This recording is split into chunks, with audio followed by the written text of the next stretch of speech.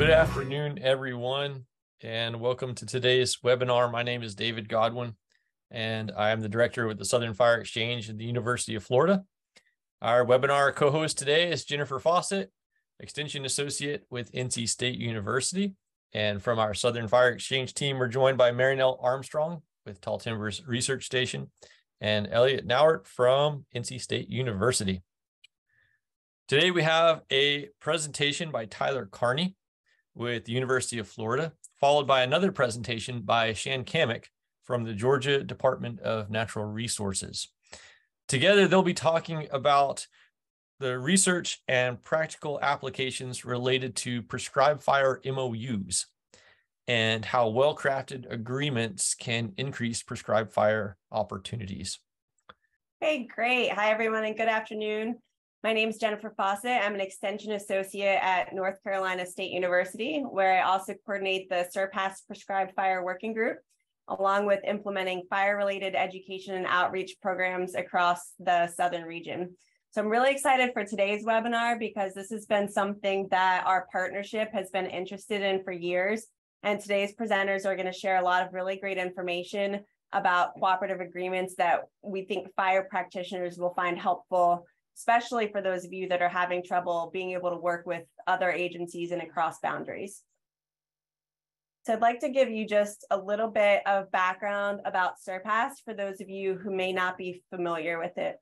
SERPPAS is an acronym for the Southern Regional Partnership for Planning and Sustainability, and it's a unique 6-state partnership from North Carolina to Mississippi, comprised of the military and other state and federal natural resource agencies that promote collaboration in making resource use decisions, supporting national defense, conservation of natural resources, and sustainable working lands and communities. So through a strategic planning process, SERPPAS identified specific focus areas and strategic objectives that not only protect the military mission, but also at the same time promoting conservation of key habitats and species, sustaining rural economies and industries, and creating better coordination across agencies and states and governance boundaries. So these focus areas are shown on the slide here, and prescribed fire has remained consistent as one of the focus areas since SERPPAS began. So if you visit our working group website, you'll see a list of our strategic objectives. And today's webinar is going to touch on 2 of our objectives specifically. Number 3, encouraging and sharing successful models of burn teams. And 4, sharing successful models of shared stewardship and interagency cooperation to increase burning across boundaries and to share personnel, equipment, and resources on fires. So to help us reach those objectives, a few years ago, we started to compile all of the existing MOUs that we could find from around the Southern region in order to examine the current state of interagency prescribed fire coordination, including any MOUs that focus on collaborative prescribed burning partnerships that share resources. So we wanted to know about the strengths, the limitations, and lessons learned from those existing agreements, which is what Tyler has now done, and that what he'll be talking about today. So those agreements that we and Tyler have collected are all now available as of today in a Google folder that we have put on our Southeast Prescribed Fire Update website. And we're hopeful that these MOUs and his results will be used to help implement new cooperative agreements and increase interagency cooperation. So something that SERPPAS has been focused on the beginning is increasing capacity for prescribed burning also. And the prescribed fire training needs survey that we conducted in 2021 also showed that capacity is a huge issue. There's some training bottlenecks creating those issues. And so the MOUs that we collected are all related to prescribed fire, and we hope that they'll be useful for anyone that might want to see some examples or use them as templates for their own work to help build capacity for burning. One great example of that is the Georgia Interagency Burn Team MOU. And it's also in that Google folder, and it includes lots of agencies, and Shan's going to be talking about that in her presentation today. So now I'd like to introduce our presenters for today's webinar. First, Tyler Carney is going to talk about his research, and then Shan Cammack is going to talk about a specific example of how their MOU in Georgia has helped them with their work. Tyler is a PhD candidate studying forest resources and conservation at the University of Florida. His research primarily focuses on collaborative land management, economic evaluation of ecosystem services, natural resource policy, and human dimensions of pollination. In 2023, he became the coordinator for ProForest, a multi-institutional group based out of the University of Florida focusing on forest health and resilience. In his free time, he enjoys wildlife photography, free diving, and is a hobbyist beekeeper. And then Shan is a wildlife biologist, fire management officer, and self-proclaimed friend of Burner Bob, as you can see in the photo here, with the Wildlife Resources Division in the Georgia Department of Natural Resources, where she's worked since 1997. Her work focuses on restoring rare species habitat through prescribed burning and coordinating fire training. Her most recent endeavors include dabbling in outreach and helping the Longleaf Alliance produce several short videos. Shan also serves on the steering committee for the Georgia Prescribed Fire Council and the Georgia Interagency Burn Team, which we're going to learn more about from her today. So thank you to our presenters, and I'm going to pass it over to them. All right. So first off, thank you, Jen, and thank you, David, for the opportunity here. Let's see if I can get this to come up. There we go. Yes, so hello, everybody. My name is Tyler Carney. Again, thank you, Jen, for the introduction. Thank you, Dave, for having me here. And thank you, all of you, wherever you might be, for coming to listen. I hope you find this information useful, and I'm happy to keep talking about it after the fact. I'll give you my contact information. Happy to provide the published paper that came out of this project.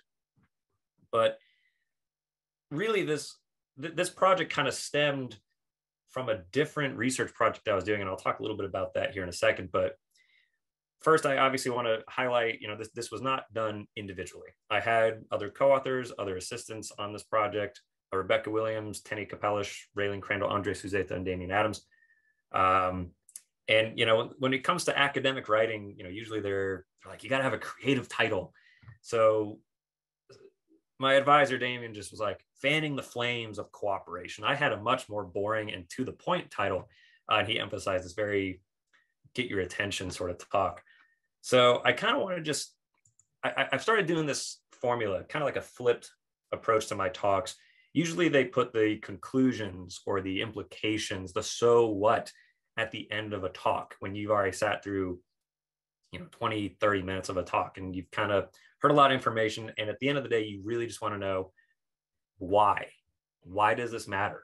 So I'm going to do this a little different. I want to start with the so what, and then we'll come back to it here at the end.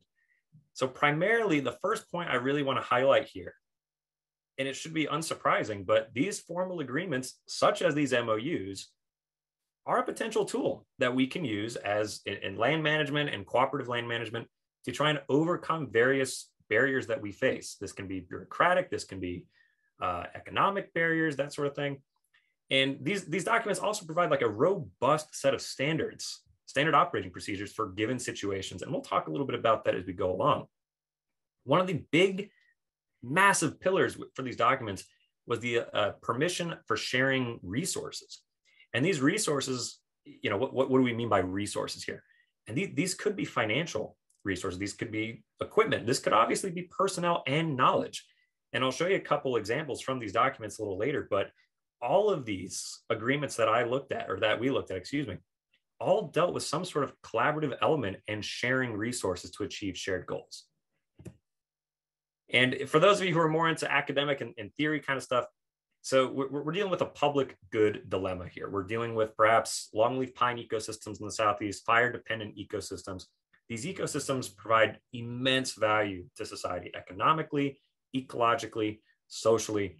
They have immense value and thus, by most standards, warrant some degree of protection. So when we face this sort of dilemma, we have to employ collective action.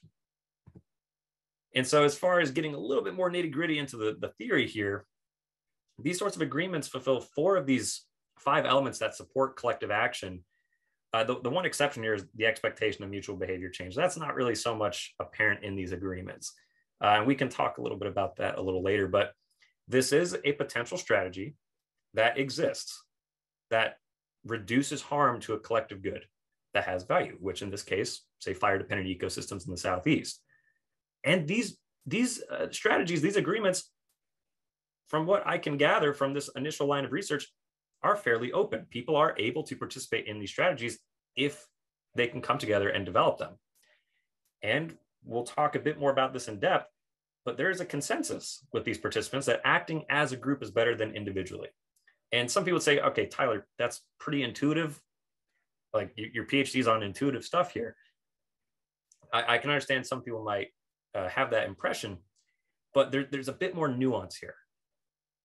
And when we talk about the mechanisms of trying to get out of these agreements, it becomes very clear that the benefits of collaborating are perceived to be much higher than the risks and costs of doing so. And so if there's one huge takeaway I want everybody to walk away from here with, it's that any sort of institution, agency, entity, what have you, collaborative land management should be the centerpiece of that sort of mission. Policies, program development, they should all promote collaboration, the sharing of resources, and that authority to engage in these sort of collaborative arrangements. Because again, if we're just working individually, we likely cannot achieve the same goals as if we were working together. So again, that's the so what. I wanted to nail that right here out of the gate. We'll repeat this at the end of the talk, but now I can explain this a little bit more in depth as we go forward. So a little bit of the overview. I sincerely doubt I need to explain this to this audience because I was just kind of skimming through the chat, seeing where everybody was from. So again, fire-dependent ecosystems in the southeastern United States, they've lost an immensely significant portion of their range. Estimates vary a little bit, but it seems that only about 3% is left intact. And so this project in particular came about. I was conducting interviews on wiregrass acquisition for a separate project.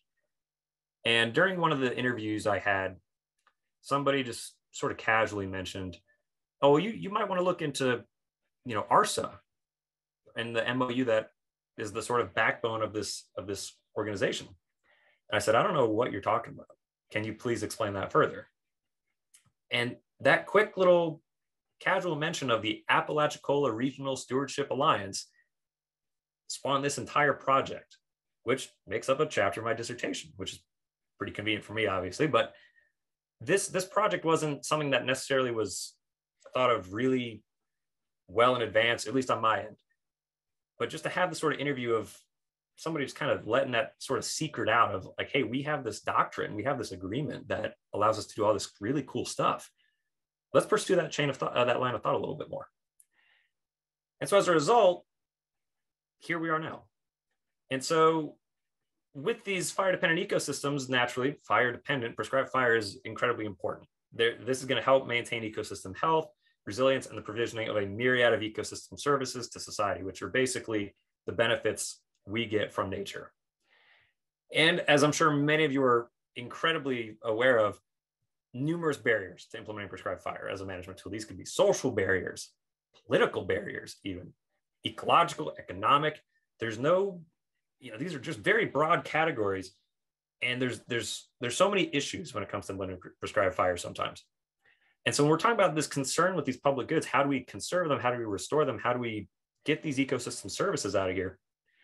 These agreements may be a useful tool in overcoming these sorts of barriers that I've just mentioned. So, and again, more in an academic context, but if we try to think about where we situate this project in relation to other projects, well, other works look extensively at private landowners. That is a whole other can of worms.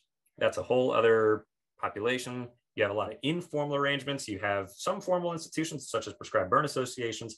You can look at other theories, such as social exchange theory. But this work with MOUs exclusively and other formalized agreements at the public agency level, that hasn't really been done before. So going into this, following this conversation I had in an interview, it's like, okay, well, there's a lot to learn about these MOUs. There's a lot to learn about these sorts of collaborative arrangements. What exactly can we figure out about them? So first and foremost, probably the most overarching broad question here is, well, how does the use of an MOU or other agreement influence the use of prescribed fire? Boiling that down, what are the core components of these documents? And how do they actually address or solve these sorts of barriers? And if we look at it at a regional scale, how different, how similar are they? And of course, are they effective? And just for transparency, just in terms of doing this research, like, talking about the methodology and the sampling here. So thankfully, most of these agreements are, generally publicly available. You can find them online. A few keywords using the, MOU or Memorandum of Understanding, Prescribed Fire, Southeast, that sort of thing. We did at one point solicit MOUs from individuals. That is another option. And so for this project, the documents that we used, they had to focus on the Southeastern United States and prescribed fire. Now, an MOU or any sort of other agreement can be used in other sorts of fields. It can be used in medicine. It can be dealing with invasive species control. It can be dealing with smoke control. But these had to deal with prescribed fire. And the reason being is because, again, we're looking at the Southeast. The Southeast is incredibly important for the prevalence of prescribed fire, as well as timber production, loss of habitat. It's a very timely and very relevant sort of area to look at. So I looked at 21 documents, and we stopped eventually just because they were starting to overlap quite a bit. We had what's called data saturation. We weren't exactly finding anything new. So as far as analysis, there's quantitative analysis and there's qualitative analysis. This is a form of qualitative analysis. And it's admittedly not the most robust form, but this is where we went through the documents, looked for key phrases, gave them a little quote, a little code such as optimize, use of prescribed fire, liability, that sort of thing. And eventually took these various codes, we had 40 some odd codes, sort of coalesced them into 6 broad themes. And there were 2 of us that did the coding, and we could talk a little bit more about the scientific rigor of that process. But thematic and qualitative analysis is really interesting stuff, in my opinion. I'm also, of course, very biased. But if you were to give a room full of people a math equation, 2 + 2, you would think that and expect that everybody in the room would probably say, okay, it's 4. You give everybody in that same room a little paragraph and say, extrapolate the meaning of this paragraph. What is it? And some of you might be thinking back to English class and like high school or something like that. It's like, oh, I remember analyzing poetry, for example. So this qualitative analysis shows a whole other side of the coin that quantitative just cannot capture.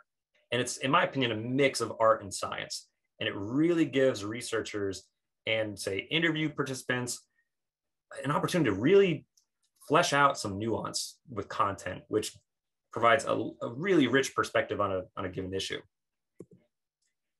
So as far as these themes, we'd coalesce them into 6 broad themes. Now, for the sake of time and just not overloading you with a bunch of words and paragraphs, I'm only going to talk about these first 3 here. But before I do that, I want to just briefly mention these other 3, starting with agreements have little impact on liability. So these documents don't warrant further liability protection. The extent to which they discuss liability was simply, you at this agency are responsible for your people. You at this agency are responsible for your equipment. That was, in essence, the discussion on liability. Now, that discussion might be lengthy just for the sake of, legal content and speaking in lawyerese, for example. But these don't provide extra protection. That's not a benefit of engaging in the documents that we looked at. These were the main benefit being we are sharing resources to achieve a shared goal. But in a similar sense, if we talk about trust and reciprocity through these agreements, well, we're not dealing with an informal arrangement such as you might find with private landowners in a different theoretical framework, for example. But there's something to say about giving the sort of foundation for people to work together. So you might have 5 different agencies. And as a result of working under this shared document, these individuals are starting to work together more and more frequently. And they're able to develop those interpersonal relationships. And so trust and reciprocity might actually be furthered through these agreements, even though they're not a central point. Now, in terms of sort of reciprocity, there's provisions in these documents that say, like, well, if you loan equipment and if you're borrowing equipment, you will return it in good condition, right? Those sorts of things. And there's a simple adage of, all right, if you borrow somebody's car, you return with a full tank of gas. So same general concept. But there's also something to say about the different standards and the regulations in these documents.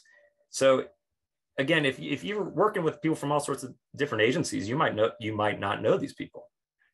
But as perhaps a regulation or requirement, which I'll talk about here in a little bit, of working under this MOU, you have to abide by certain standards. Your employees have to meet this training threshold, this equipment, they have to be proficient in this and that. So in a way, trust is sort of almost coerced in a way, because you have people that might be strangers working together that they all know, okay, I don't know this person on an individual level, but I know they wouldn't be here if they didn't meet these metrics. And this last theme here that I'll just kind of touch on before going more in depth with the first three, the agreements are really good at delegating authority under specific context. They might say in an emergency situation, this is what happens until XYZ occurs. And then it goes to this person, goes to this coordinating group, what have you. So, while these documents address prescribed fire, they also provide these standard operating procedures for, say, if a prescribed fire goes, it escapes, for example. So it does provide these sorts of protocols that, when something happens, this is what you do, follow these, and we're good. Now to talk about these three in a bit more detail. So we'll start off here. Just these agreements are a mechanism for increasing prescribed fire use and wildfire prevention. Those sort of go hand in hand. Different regulations and requirements needed depending on which agencies are involved, and this acknowledgement of the need for and benefits of collective action. Now, I want to show you some excerpts from some of these documents. So, and I'm not going to read these whole paragraphs to you. And any sort of bolding and underlining that emphasis is mine. So this first one here in the green, when we talk about these being a mechanism for increasing prescribed fire use. So I mentioned ARSA earlier, and ARSA comes up quite a bit. And a lot of people in that other project I was talking about mentioned ARSA.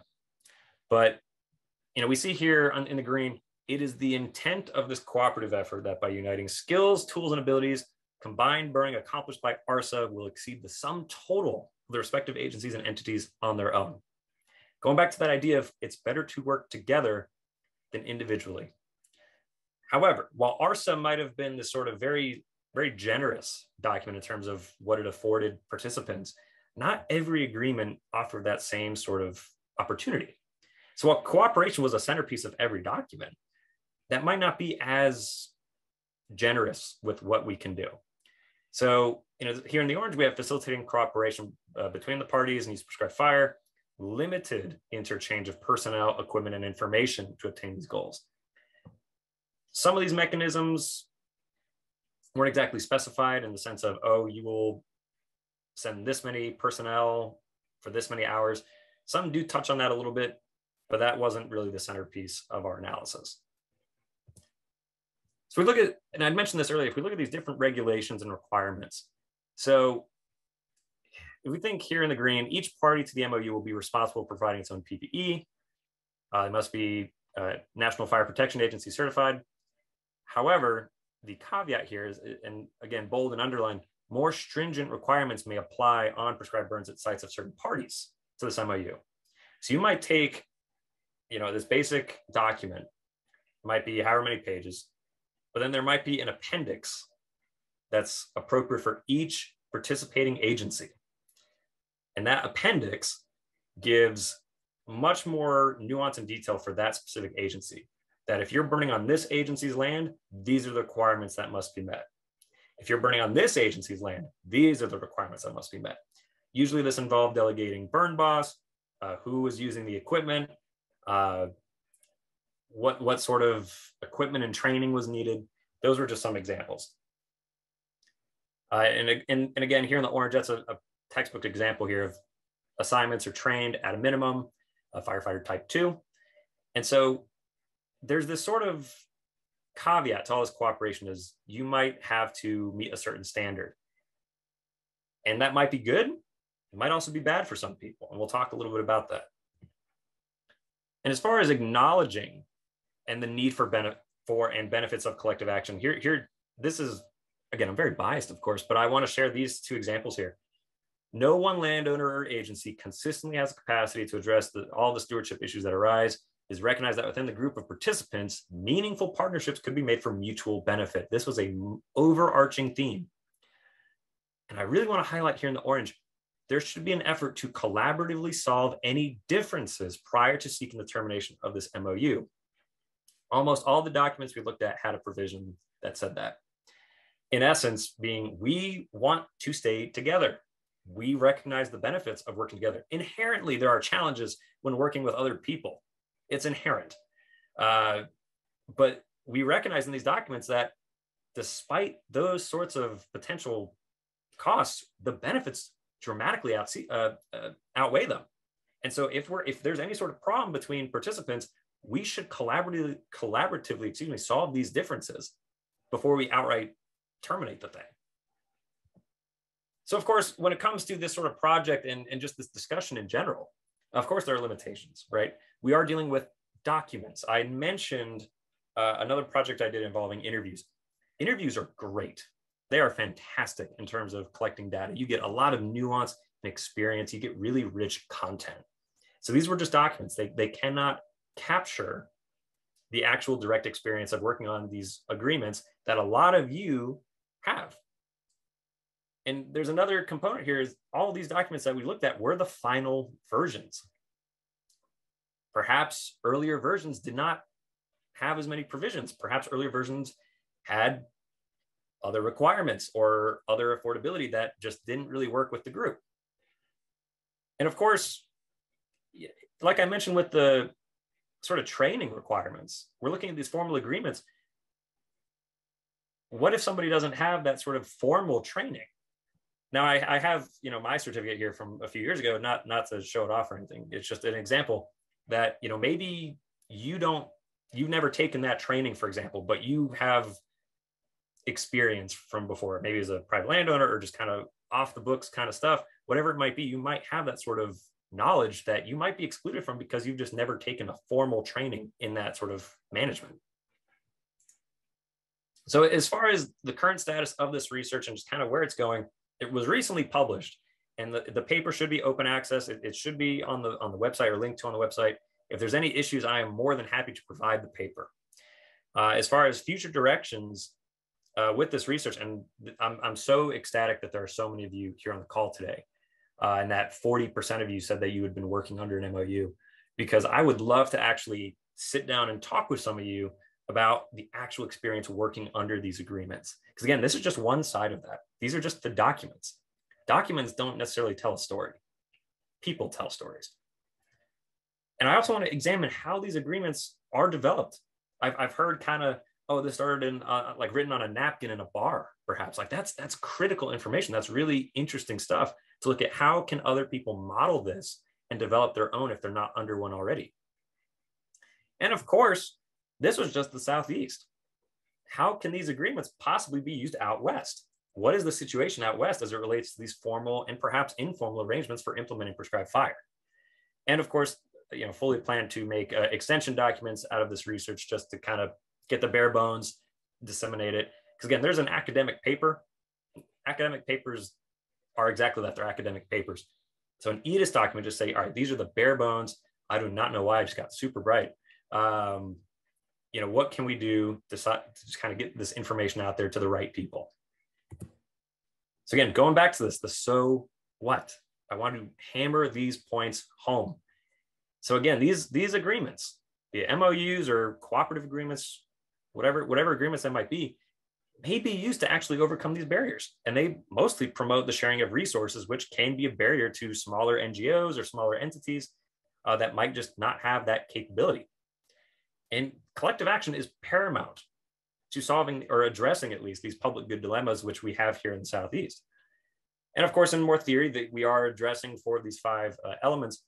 And there's, you can have a discussion on whether or not there's expectation of mutual behavior change. But above all else, if there's one big takeaway, it's that any sort of policy or any sort of program should promote collaborative land management to the best of its ability. And so I want to acknowledge Jen again, just because me and her were meeting quite early on to discuss this project and helped acquire some of these documents. And of course, the people who did supply the documents. And this study was initially, it's kind of an offshoot of a USDA NEFA grant looking at wiregrass and fire management. And of course, if you'd like to reach out to me via email, here's my email address. I'm sure we can find another way. I can put it in the chat as well. And as far as if you're interested in pro-forest, so forest health and resilience, we do have a website, proforesthealth.org. We're on Twitter, for anybody on Twitter, and of course on Facebook as well. And that's a whole separate other conversation. But on that note, thank you all again for your time. And I hope you found this really useful, and I'm happy to talk about this further. Hey, y'all. I'm Shan Cammack, Georgia DNR. Thanks for having me. And Tyler, what a cool project you've got there. I'm just going to dive into the Georgia IBT, and I'm very proud of it. I've been working with it for, gosh, over 20 years. So let's get this started. Here are the agencies and entities that are part of the IBT here in Georgia. You're going to notice private, state, and federal working together. You'll also notice that we have a very, very clear mission: fire-dependent ecosystems and rare species habitat. And finally, another very, very important point is that we are going by NWCG, which is National Wildfire Coordinating Group standards of training. Here is a snapshot of our MOU that shows the current list of people that are on that. This started about 20 years ago. Honestly, Tyler, I believe it was over a beer. And I believe it was hatched out, you know, on a napkin. I was working in the field with Eric Brown and Jimmy Rickards, the Nature Conservancy and Fish and Wildlife. I think we were doing a bog clearing. And at the end of the day, we're just sitting around saying, man, it would be cool if we could burn together, right? And that was something that couldn't be done. Each agency had their own specifics and their own teams. So we had worked together, collaborated, built a rapport and a trust that we knew each other, right? And then we were able to go back to our higher ups and say, hey guys, I think that we could all get more done together. Here's an idea. Let's just sign an agreement, and we're not going to put any kind of financial strings on it. We're not going to put any obligations on it that we have to help, but just a simple tool to say, hey, if we have a cool place that we need help on and the other partners are coming to us with the right training and the right resources, we can work together. So that first MOU was signed back in the early 2000s. And actually, I think there were only 4 or 5 at that point. The Forest Service didn't even come on in the beginning because they're kind of a little bit like, well, I don't know about that. But they did see that the Fish and Wildlife was on that. So in the next 5-year round, we brought in the Forest Service, which is pretty incredible. Like I said, fire-adapted ecosystems and rare species is the mission for the IBT. Here is a map of Georgia. It's got all of our different partners on that, state, federal, and private. But also you got to understand, you know, as a member of the Georgia DNR, our mission is to manage biodiversity and natural resources in the entire state. Over 90% of Georgia is owned by private landowners. So the IBT can burn on private lands where they are close to some partner properties, or if they have some kind of conservation easement on their land. But also we do education, because that's really, really important to motivate and excite private landowners to burn on their own land. So 4 major things that we do with the IBT here in Georgia. And the first one is simply on the ground fire, sharing resources and personnel, experience, and expertise. This is really cool. This is a shot of our State Wildlife Action Plan. That's the blueprint for managing all the resources in Georgia. And the cover is fire, because fire is our most important management tool here in Georgia. This is a DNR document. This is not a DNR land. This is actually a Nature Conservancy property and an Orion Society staff member. This is the epitome of the IBT. Georgia DNR recognizes the importance of fire and everybody getting fire on the land. So that's pretty cool. And I can say without a doubt, each agency has gotten more done with that synergy and that momentum of working together. And you can see each of the colors of the graph are a different agency, and we're all ramping up the number of acres burned throughout the years. Pretty exciting. Another thing that we do, we come together for training. We're able to bring in expertise in cadre. We run several of the basic wildland firefighter academies. We do safety refreshers and advanced training. And I'd like to give a shout out to Parks. The Parks division here in Georgia DNR hosts most of these trainings, and they give us free lodging and free facilities so that we're able to keep costs down for people that are joining, which is really, really a great thing. Another thing that we do together is outreach. We have learn and burns, we have workshops, we get Burner Bob out in the field to get people excited about fire. And we're able to hold these workshops and burn on each other's property because of that MOU that we have signed. And lastly, we have the end of the year meeting where we all come together, we do a season in review, we talk about what happened, how much did we burn, what are some of the highlights, what are the lessons learned? And from this meeting, we build our safety refreshers for the following year. It might be near misses or accidents that happen here in Georgia or somewhere else in the country. There might be hot topics like particulate matter and smoke management. So back to those partners, I want to just mention some strengths from a DNR perspective of how this IBT MOU has worked out for us. The feds, so the Forest Service and Fish and Wildlife, we send help and they get great help on their burns. Sometimes they're running really, really big operations and they don't quite have enough personnel. So they reach out to us and we can send people, hey, that's free help. What does that mean for DNR? Well, let me tell you, Wildlife Conservation section had not been doing any of these big aerial burns 20 years ago. But by joining the feds on these big operations and seeing how they run their aerial ignitions, we gain the confidence and the experience to apply that kind of tool on state property. And I know the feds have said there's been several years where they could not have achieved the number of acres burned if they hadn't had our help. In the Chattahoochee Fall line, the Nature Conservancy, Georgia DNR, and the Georgia Forestry Commission work really, really closely together. And one of their really cool things is the Ignis drone and using aerial ignition with a drone. And because of that MOU, we are able to share this very expensive resource and apply it onto a number of different types of properties. Now, the Longleaf Alliance, they've been an awesome partner in terms of outreach, those learn and burns that I mentioned, but also creating videos and getting the word out to private lands and just to people of all ages to get excited about fire and understand fire, because the more people in your state that can appreciate that tool and not freak out when they see smoke in the air, the better support that you're going to have and more able to get things done.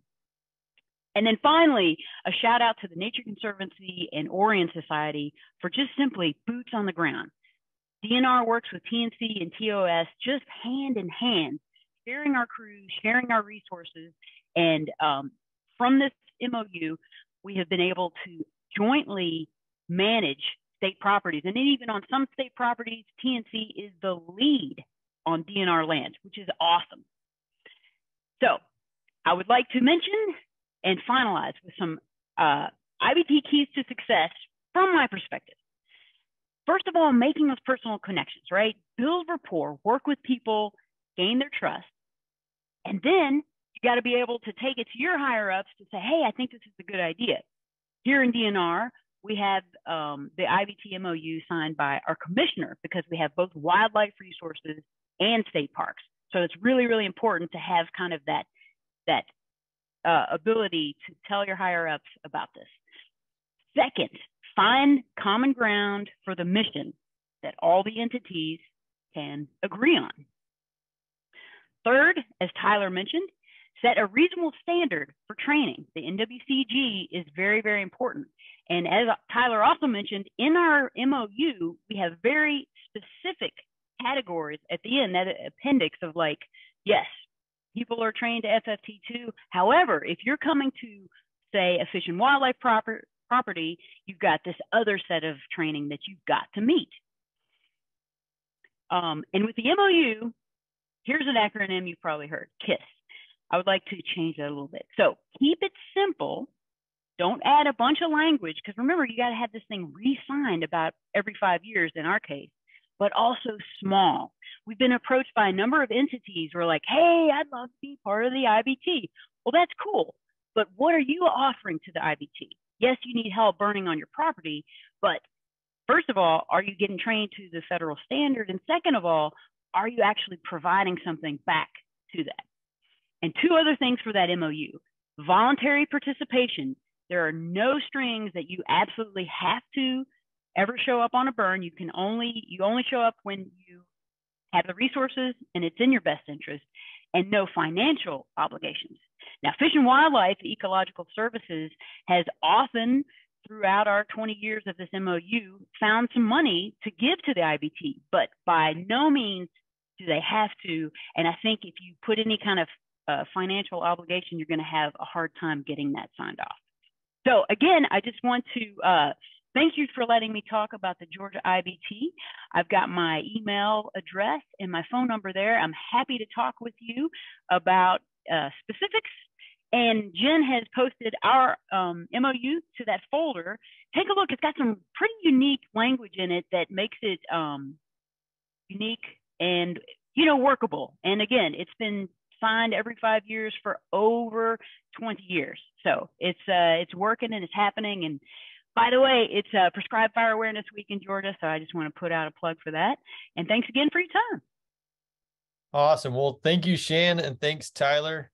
Enjoyed both of your presentations. I see that we have some questions already coming into the chat window and into the Q&A tool. So if you'll please, if you have questions for Shan or for Tyler, please put them in the Q&A tool in Zoom, and we'll try and get through those in the time that we have remaining. So this one looks like it's going to be for both of you to comment on. This is a question from Rachel. And Rachel's asking if you have any ideas or feedback for reducing and overcoming agency tribalism. So, you know, how can we break down, you know, these long histories of everybody doing their own thing to moving towards the kind of collaborative programs that you guys are talking about today? I'd say just spending time in the field with people, whether it's with training or just on the ground management. When you're working side by side with someone, they see your work ethic, they see your passion, they see your competency. And that's really broken down, I think, those barriers that we have between our agencies here in Georgia.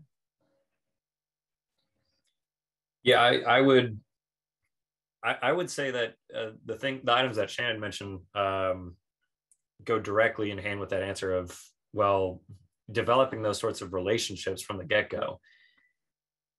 Now, I would also say that having actual data to back it up, like Shannon had showed us, like that increase in acreage, I think having concrete information to really demonstrate those benefits is really useful.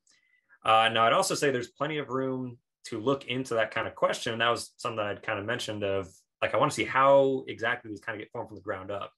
So Shan, you'd mentioned this formed in a bar, right? So you already had some sort of connection there over a beer, right? So if you have somebody who's kind of out of the fold, for like a better way to describe it, you know, I think there's a gradual stepping stone process that goes into the point where then it's like, all right, well, here's what we're working on. Here's how we're being so successful. Here's some data to back it up. You can engage in this too. You know, here's how we do it. Here's how you can do it. So I think there's plenty of room to look more into that. But Shan, I think you answered that question a lot better than I could. Yeah, Tyler. And like I mentioned earlier, you know, that first MOU was with Fish and Wildlife Service, but not Forest Service. But after 5 years of them seeing Georgia DNR burning with Fish and Wildlife and like, wow, they signed this MOU and everything's going really well, we're going to jump on that. So kind of maybe think people stepping back in the background and watching that collaboration and then wanting to get in the game. So here's another question that came in from the Q&A from Ted. And Ted was asking, Ted said they're a new grazing specialist in the area. Do you know, are there any programs aimed for patch burning or other types of burning focused on improving grazing management on pastures? So maybe thinking about, you know, moving beyond broadcast burning in forested areas or perhaps in other regions of the country. where they're burning for ag purposes or for grazing purposes. Really unsure on that one, to tell you the truth, just because the documents I looked at dealt with broadcast burning. Shan, I'm not sure if you have anything you'd like to add to that. Yeah. I mean, we're all about habitat, forest habitats, and that sort of thing. So I really can't comment on that. Sorry. That's all right. Thanks. So that was one of the things I was thinking, Tyler, are you thinking about taking this work and looking at other regions of the country? There is a lot of fire that takes place in the Great Plains for certainly on different kinds of ecosystems for different purposes. And then, as we all know, there's this huge increase in interest in increasing the pace and scale of prescribed fire that we see in California and our Western states right now. Yeah, David, I think that's a great point. And I'm not sure why I keep getting so washed out with the light. I cannot seem to get good light in here. But yeah, it would be great to expand this out to different parts of the country and look at different management practices, among other things. So I can't see the question anymore because I guess it's been answered. But Ted, if you want to send me an email and we can talk a bit more about this, that'd be great. But obviously up to you. David, I can provide a little bit of context on that too. There was a paper that came out from Rural Voices for Conservation Coalition in the past few years, and it's entitled Pathways to Prescribed Fire. I'm going to put a link into the chat box here, but they essentially looked at a lot of agreements in the western part of the country, and there's a report available that it talks about how to streamline cooperative burn partnerships, but especially between NGOs and the Forest Service specifically. So I think there was a question in the chat box too about California and Region 5, and Region 5 was one of the areas that they had looked at. One of the other questions that has come in through the Q&A, and it's interesting, Shan, I think this is directed towards you. With the interagency burn team in Georgia, did it become a formal entity such that it had a tax ID number? No, it did not. It just was the MOU and us coming together kind of informally. I mean, it was the formal MOU. One cool thing about that is, think about like if each of those agencies had to have an individual. I think we used to have an MOU just with Georgia Forestry or just with the Nature Conservancy. So this became an umbrella, and one of our newest members is the Prescribed Fire Training Center. So that's one MOU that all those other agencies are on board with that. So it's pretty informal, and didn't ever really form a group per se. The project officers that are listed in the MOU are kind of like the steering committee, and that's who gets together with the end of the year meeting. But we also just invite whoever is interested in that as well. Looking back at the Georgia interagency burn team, I think you mentioned that the agreement gets revised every 5 years. Is that right? That's correct. And was that from the get-go, or could you talk about that a little bit? Yeah, for some reason, I guess maybe the higher ups were a little hesitant of like, well, we'll try it out for 5 years and see how it works. And then it's been very successful. I feel like we toyed around with possibly 10 years because it really does take a number of months to get it through all those big signatures. One thing we put in this last round was that the project officers can vote on a new member, so you don't have to go back and re-sign the entire MOU. So that was a super helpful thing that we added. So there's been modification of the MOU language over time during these 5-year revisions. Is that right? Not too much, but okay. Like Tyler mentioned, that appendix where each agency has their very, very specific things that they're expecting on their property, that did come in the last couple iterations. But the basic language has kind of stayed the same for those 20 years. Okay, cool. So this is another one from the Q&A, and this is both for Tyler and Shan. A lot of interest in the basic training qualifications to participate in these kinds of agreements and to like get buy-in, I guess. So, using NWCG standards for participating in an agreement, was that a barrier for some of the organizations? And thinking about Georgia, or were people already using NWCG quals and standards, and that was like they were already working within that framework? Well, I think that's a good question in terms of, well, if they were already doing that, why is it necessarily a potential barrier? I think I mean more in the sense of future development of MOUs. Like, okay, if we want to start from the ground up, or if we want to amend a current one, perhaps, if we want to try and form these sorts of arrangements, maybe with private landowners, for example, just I'm starting to think of, well, there's a lot of people that just might have this sort of knowledge through practice in more informal environments, informal education, informal training. They don't have that record of, I took S130, S190, I took whatever trainings. So you might be missing out on a lot of wisdom and knowledge and insight by potentially having those qualification standards. Now, in me saying that, I'm not advocating one way or another. I want to make that pretty clear. I think there's a lot of merit to having those sorts of standards, especially when you're dealing with people you may not know. You might be working with people that you don't have those relationships with. So that's kind of where that trust goes into play here. So it might not necessarily be an active barrier. I mean, just kind of, it might be exclusive or excluding rather for future arrangements, as we might have to adapt these as we go into the future. And I will say I'm because I know we're pushing time a little bit, I'm trying to move a little ahead on the questions and respond a little bit. So I apologize if I don't get to everybody's question, but again, I can put my email here in the chat if anybody wants to talk more about it in case we don't get to your question.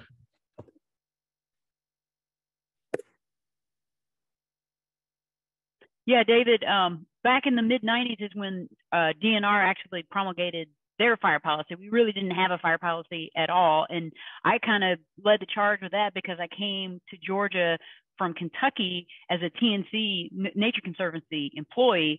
And then when I was in grad school here in Georgia, I was just volunteering and they fire trained me. And I just moved up the ranks in fire training with the Nature Conservancy. And then after my first project on the Flint River, they gave me money for stewardship. I was like, we need a policy. We need NWCG. We need burn plans.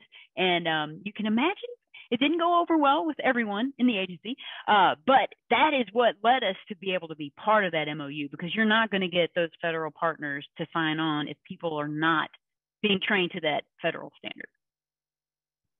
One of the MOUs that we collected was actually from North Carolina State University, and it's written into the MOU that the students have to be trained to firefighter type 2 qualifications, and that the cooperating agencies would provide that training for the students too. A couple other interesting questions I see came in. One was from Brad. And Brad was interested, Shan, if any local or county governments, local organizations, local governments have joined on to the Georgia MOU. There has been some interest in the local county governments. They were not able to adopt NWCG, so we really weren't able to bring them on. I mean, and again, you got to think about, like, what is that partner bringing to that MOU? Mm-hmm. And every 5 years or 10 years, when you're re-signing it, that's just another signature that you got to get.